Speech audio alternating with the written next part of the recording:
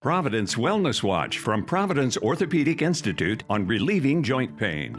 Osteoarthritis is a process that occurs as we age, and it's a process of the cartilage in our joints thinning and wearing out with time, which can cause pain and stiffness in that joint. Two commonly affected joints are the hip and the knee. A person can consider seeking help when they have pain and symptoms that limit the activities they enjoy doing.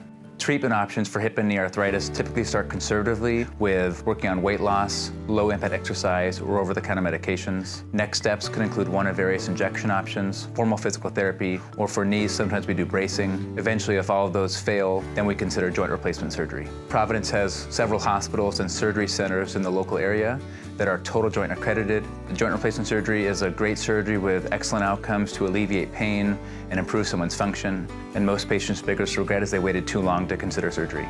Learn more about joint care and Providence Orthopedic Institute at providence.org/Oregon Joint Care.